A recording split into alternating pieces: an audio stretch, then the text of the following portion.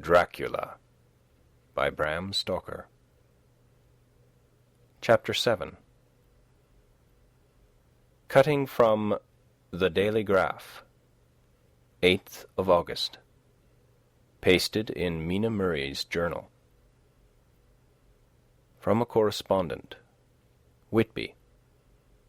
One of the greatest and suddenest storms on record has just been experienced here, with results both strange and unique. The weather had been somewhat sultry, but not to any degree uncommon in the month of August.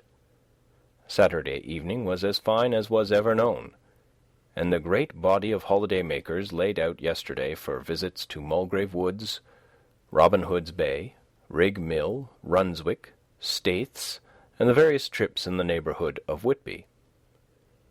The steamers Emma and Scarborough made trips up and down the coast, and there was an unusual amount of tripping both to and from Whitby. The day was unusually fine till the afternoon, when some of the gossips who frequent the East Cliff churchyard, and from the commanding eminence watch the wide sweep of sea visible to the north and east, called attention to a sudden show of mares' tails high in the sky to the northwest. The wind was then blowing from the southwest in the mild degree which in barometrical language is ranked as number 2, light breeze. The coast guard on duty at once made report, and one old fisherman, who for more than half a century has kept watch on weather signs from the East Cliff, foretold in an emphatic manner the coming of a sudden storm. The approach of sunset was so very beautiful, so grand in its masses of splendidly coloured clouds, that there was quite an assemblage on the walk along the cliff in the old churchyard to enjoy the beauty. Before the sun dipped below the black mass of Kettleness, standing boldly athwart the western sky, its downward way was marked by myriad clouds of every sunset colour, flame, purple, pink, green, violet, and all the tints of gold, with here and there masses not large, but of seemingly absolute blackness, in all sorts of shapes, as well outlined as colossal silhouettes.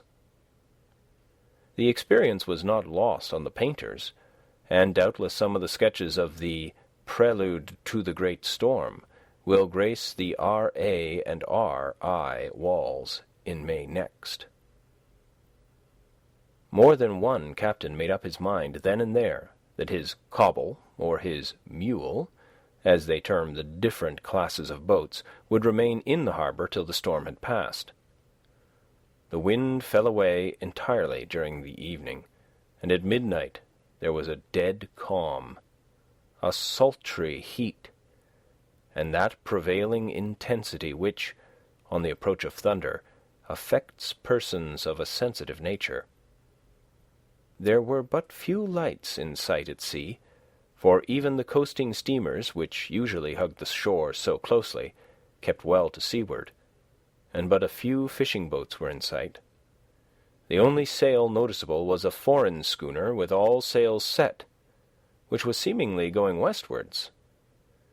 The foolhardiness or ignorance of her officers was a prolific theme for comment whilst she remained in sight, and efforts were made to signal her to reduce sail in the face of her danger.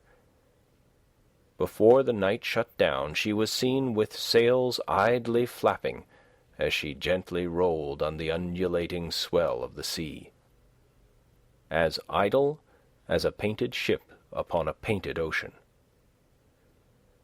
Shortly before 10 o'clock, the stillness of the air grew quite oppressive, and the silence was so marked that the bleating of a sheep inland or the barking of a dog in the town was distinctly heard, and the band on the pier, with its lively French air, was like a discord in the great harmony of nature's silence. A little after midnight came a strange sound from over the sea, and high overhead the air began to carry a strange, faint, hollow booming. Then, without warning, the tempest broke, with a rapidity which, at the time seemed incredible, and even afterwards is impossible to realize, the whole aspect of nature at once becoming convulsed. The waves rose in growing fury, each overtopping its fellow, till, in a very few minutes, the lately glassy sea was like a roaring and devouring monster. White-crested waves beat madly on the level sands and rushed up the shelving cliffs. Others broke over the piers, and with their spume swept the lanthorns of the lighthouse which rise from the end of either pier of Whitby harbour. The wind roared like thunder, and blew with such force that it was with difficulty that even strong men kept their feet, or clung with grim clasp to the iron stanchions. It was found necessary to clear the entire pier from the mass of onlookers, or else the fatalities of the night would have increased manifold. To add to the difficulties and dangers of the time, masses of sea fog came drifting inland. White, wet clouds, which swept by in ghostly fashion, so dank and damp and cold that it needed but a little effort of imagination to think that the spirits of those lost at sea were touching their living brethren with the clammy hands of death, and many a one shuddered as the wreaths of sea mist swept by. At times the mist cleared, and the sea for some distance could be seen in the glare of the lightning, which came thick and fast, followed by such peals of thunder that the whole sky overhead seemed trembling under the shock of the footsteps of the storm. Some of the scenes thus revealed were of immeasurable grandeur and of absorbing interest. The sea, running mountains high, threw skywards with each wave mighty masses of white foam, which the tempest seemed to snatch at and whirl away into space. Here and there a fishing boat with a rag of sail, running madly for shelter before the blast, now and again the white wings of a storm-tossed sea-bird. On the summit of the east cliff the new searchlight was ready for experiment, but had not yet been tried. The officers in charge of it got it into working order, and in the pauses of onrushing mist swept with it the surface of the sea. Once or twice its service was most effective, as when a fishing boat, with gunwale under water, rushed into the harbour, able, by the guidance of the sheltering light, to avoid the danger of dashing against the piers. As each boat achieved the safety of the port, there was a shout of joy from the mass of people on the shore, a shout which for a moment seemed to cleave the gale and was then swept away in its rush. Before long the searchlight discovered some distance away a schooner with all sails set, apparently the same vessel which had been noticed earlier in the evening. The wind had by this time backed to the east, and there was a shudder amongst the watchers on the cliff as they realized the terrible danger in which she now was. Between her and the port lay the great flat reef on which so many good ships have, from time to time, suffered, and with the wind blowing from its present quarter, it would be quite impossible that she should fetch the entrance of the harbour. It was now nearly the hour of high tide, but the waves were so great that in their troughs the shallows of the shore were almost visible, and the schooner with all sails set was rushing with such speed that, in the words of one old salt, she must fetch up somewhere, if it was only in hell. Then came another rush of sea fog, greater than any hitherto, a mass of dank mist, which seemed to close on all things like a grey pall, and left available to men only the organ of hearing, for the roar of the tempest and the crash of the thunder and the booming of the mighty billows came through the damp oblivion even louder than before. The rays of the searchlight were kept fixed on the harbour mouth across the east pier, where the shock was expected, and the men waited, breathless. The wind suddenly shifted to the northeast, and the remnant of the sea fog melted in the blast. And then, mirabile dictu, swept the strange schooner before the blast with all sails set, and gained the safety of the harbour. The searchlight followed her, and a shudder ran through all who saw her, for lashed to the helm was a corpse, with drooping head, which swung horribly to and fro at each motion of the ship. No other form could be seen on the deck at all. A great awe came on all as they realized that the ship, as if by a miracle, had found the harbour, unsteered save by the hand of a dead man. However, all took place more quickly than it takes to write these words. The schooner paused not, but, rushing across the harbour, pitched herself on that accumulation of sand and gravel washed by many tides and many storms, into the southeast corner of the pier jutting under the east cliff, known locally as Tate Hill Pier. There was, of course, a considerable concussion as the vessel drove up on the sand heap. Every spar, rope, and stay was strained, and some of the top hammer came crashing down. But strangest of all, the very instant the shore was touched, an immense dog sprang up on deck from below, as if shot up by the concussion, and running forward, jumped from the bow on the sand. Making straight for the steep cliff, where the churchyard hangs over the laneway to the east pier so steeply that some of the flat tombstones, thruffsteins or throughstones as they call them in the Whitby vernacular, actually project over where the sustaining cliff has fallen away. It disappeared in the darkness, which seemed intensified just beyond the focus of the searchlight. It so happened that there was no one at the moment on Tate Hill Pier, as all those whose houses are in close proximity were either in bed or were out on the heights above. Thus the coast guard on duty on the eastern side of the harbour, who at once ran down to the little pier, was the first to climb aboard. The men working the searchlight, after scouring the entrance of the harbour without seeing anything, then turned the light on the derelict and kept it there. The coast guard ran aft, and when he came beside the wheel, bent over to examine it, and recoiled at once as though under some sudden emotion. This seemed to pique general curiosity, and quite a number of people began to run. It was a good way round from the west cliff by the drawbridge to Tate Hill Pier, but your correspondent is a fairly good runner, and came well ahead of the crowd.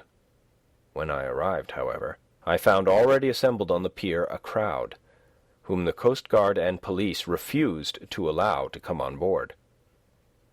By the courtesy of the chief boatman, I was, as your correspondent, permitted to climb on deck, and was one of a small group who saw the dead seaman whilst actually lashed to the wheel.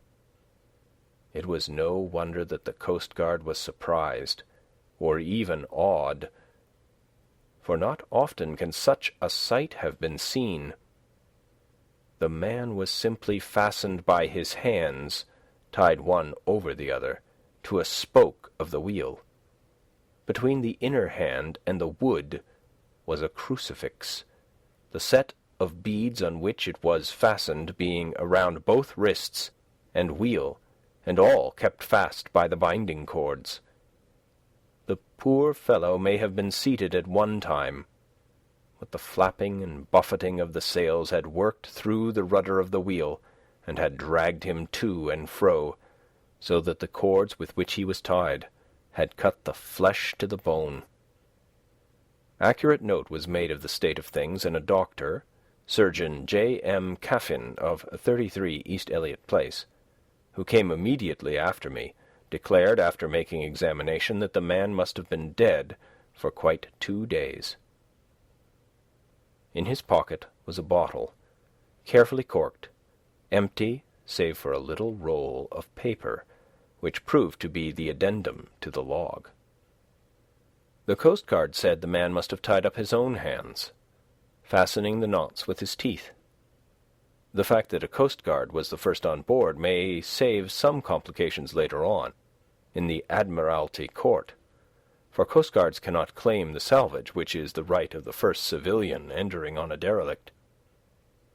Already, however, the legal tongues are wagging, and one young law student is loudly asserting that the rights of the owner are already completely sacrificed, his property being held in contravention of the statutes of Mortmain, since the tiller, as emblemship, if not proof, of delegated possession, is held in a dead hand. It is needless to say that the dead steersman has been reverently removed from the place where he held his honourable watch and ward till death, a steadfastness as noble as that of the young Casabianca, and placed in the mortuary to await inquest. Already the sudden storm is passing, and its fierceness is abating. Crowds are scattering backward, and the sky is beginning to redden over the Yorkshire wolds. I shall send, in time for your next issue, further details of the derelict ship which found her way so miraculously into harbour in the storm. 9th of August. The sequel to the strange arrival of the derelict in the storm last night is almost more startling than the thing itself. It turns out that the schooner is Russian from Varna, and is called the Demeter. She is also entirely in ballast of silver sand, with only a small amount of cargo, a number of great wooden baulks filled with mould. This cargo was consigned to a Whitby solicitor, Mr. S. F. Billington, of 7 the Crescent, who this morning went aboard and took formal possession of the goods consigned to him. The Russian consul, too, acting for the charter party, took formal possession of the ship and paid all harbour dues, etc. Nothing is talked about here today except the strange coincidence. The officials of the Board of Trade have been most exacting in seeing that every compliance has been made with existing regulations. As the matter is to be a 9 days' wonder, they are evidently determined that there shall be no cause of other complaint. A good deal of interest was abroad concerning the dog which landed when the ship struck, and more than a few of the members of the S.P.C.A., which is very strong in Whitby, have tried to befriend the animal. To the general disappointment, however, it was not to be found. It seems to have disappeared entirely from the town. It may be that it was frightened, and made its way on to the moors, where it is still hiding in terror. There are some who look with dread on such a possibility, lest later on it should in itself become a danger, for it is evidently a fierce brute. Early this morning a large dog, a half-bred mastiff belonging to a coal merchant close to Tate Hill Pier, was found dead in the roadway opposite its master's yard. It had been fighting, and manifestly had had a savage opponent, for its throat was torn away, and its belly was slit open as if with a savage claw. Later. By the kindness of the Board of Trade Inspector, I have been permitted to look over the log book of the Demeter, which was in order up to within 3 days, but contained nothing of special interest except as to facts of missing men. The greatest interest, however, is with regard to the paper found in the bottle which was today produced at the inquest, and a more strange narrative than the two between them unfold it has not been my lot to come across. As there is no motive for concealment, I am permitted to use them, and accordingly send you a transcript, simply omitting technical details of seamanship and supercargo. It almost seems as though the captain had been seized with some kind of mania before he had got well into blue water, and that this had developed persistently throughout the voyage. Of course, my statement must be taken cum grano, since I am writing from the dictation of a clerk of the Russian consul, who kindly translated for me, time being short. Log of the Demeter, Varna to Whitby. Written 18th of July. Things so strange happening that I shall keep accurate note henceforth till we land. On 6th July, we finished taking in cargo, silver sand and boxes of earth. At noon set sail. East wind, fresh, crew 5 hands, 2 mates, cook, and myself, captain. On 11 July, at dawn, entered Bosphorus. Boarded by Turkish customs officers. Bakshish. All correct. Under way at 4 p.m. On 12 July, through Dardanelles. More customs officers and flagboat of guarding squadron. Bakshish again. Work of officers thorough, but quick. Want us off soon. At dark, passed into archipelago. On 13 July, passed Cape Matapan. Crew dissatisfied about something, seemed scared, but would not speak out. On 14 July, was somewhat anxious about crew. Men, all steady fellows who sailed with me before. Mate could not make out what was wrong. They only told him there was something, and crossed themselves. Mate lost temper with one of them that day and struck him. Expected fierce quarrel, but all was quiet. On 16 July, mate reported in the morning that one of the crew, Petrovsky, was missing. Could not account for it. Took larboard watch 8 bells last night, was relieved by Amramoff, but did not go to bunk. Men more downcast than ever. All said they expected something of the kind, but would not say more than there was something aboard. Mate getting very impatient with them. Feared some trouble ahead. On 17 July, yesterday, one of the men, Olgerin, came to my cabin and in an awe-struck way confided to me that he thought there was a strange man aboard the ship. He said that in his watch he had been sheltering behind the deck-house, as there was a rainstorm, when he saw a tall, thin man who was not like any of the crew come up the companionway and go along the deck forward and disappear. He followed cautiously, but when he got to bows, found no one, and the hatchways were all closed. He was in a panic of superstitious fear, and I am afraid the panic may spread. To allay it, I shall today search the entire ship carefully, from stem to stern. Later in the day I got together the whole crew and told them, as they evidently thought there was someone in the ship, we would search from stem to stern.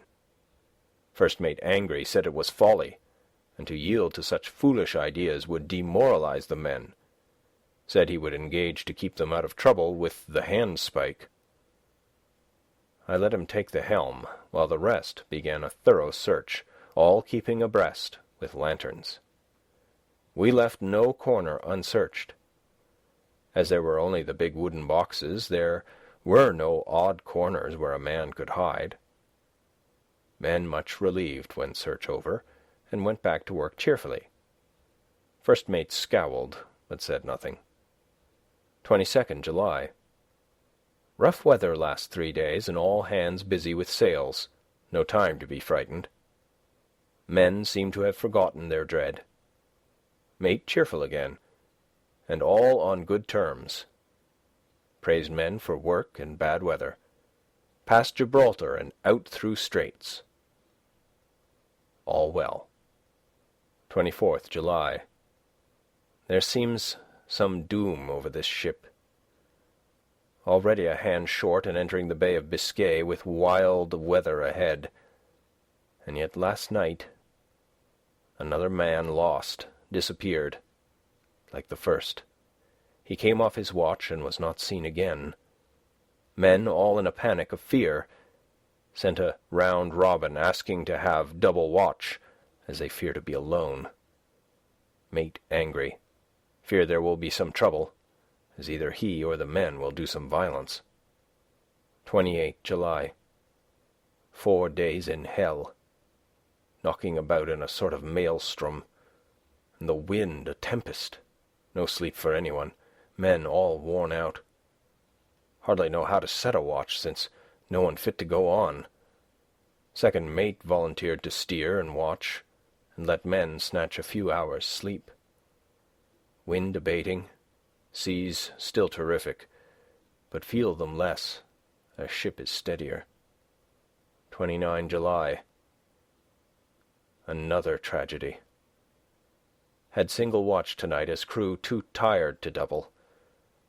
When morning watch came on deck, could find no one except steersman. Raised outcry, and all came on deck. Thorough search, but no one was found. Are now without second mate, and crew in a panic. Mate and I agreed to go armed henceforth and wait for any sign of cause. 30 July. Last night. Rejoiced we are nearing England. Weather fine, all sails set. Retired, worn out, slept soundly. Awakened by mate telling me that both man of watch and steersman missing. Only self and mate, and 2 hands left to work ship. 1 August. 2 days of fog, and not a sail sighted. Had hoped when in the English Channel to be able to signal for help or get in somewhere. Not having power to work sails, have to run before wind. Dare not lower, as could not raise them again. We seem to be drifting to some terrible doom. Mate now more demoralized than either of men. His stronger nature seems to have worked inwardly against himself. Men are beyond fear, working stolidly and patiently with minds made up to worst. They are Russian, he Romanian. 2 August, midnight. Woke up from few minutes' sleep by hearing a cry, seemingly outside my port. Could see nothing in fog. Rushed on deck and ran against mate. Tells me he heard cry and ran, but no sign of man on watch. 1 more gone. Lord, help us. Mate says we must be past Straits of Dover, as in a moment of fog lifting we saw North Foreland, just as he heard the man cry out. If so, we are now off in the North Sea, and only God can guide us in the fog, which seems to move with us, and God seems to have deserted us. 3 August. At midnight I went to relieve the man at the wheel, and when I got to it, found no one there. The wind was steady, and as we ran before it there was no yawing. I dared not leave it, so shouted for the mate. After a few seconds he rushed up on deck in his flannels. He looked wild-eyed and haggard, and I greatly fear his reason has given way. He came close to me, and he whispered hoarsely with his mouth to my ear, as though fearing the very air might hear. "It is here. I know it now. On the watch last night I saw it. Like a man, tall and thin and ghastly pale, it was in the bows and looking out. I crept behind it and gave it my knife, but the knife went through it, empty as the air." And as he spoke he took the knife and drove it savagely into space. Then he went on. "But it is here, and I'll find it. It is in the hold, perhaps in one of those boxes.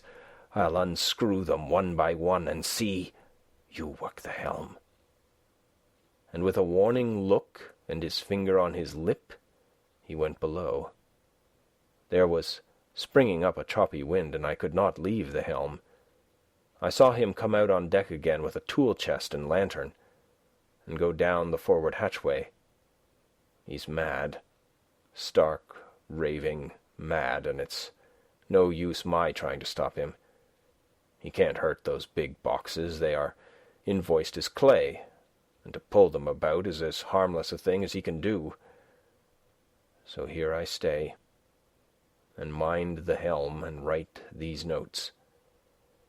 I can only trust in God and wait till the fog clears.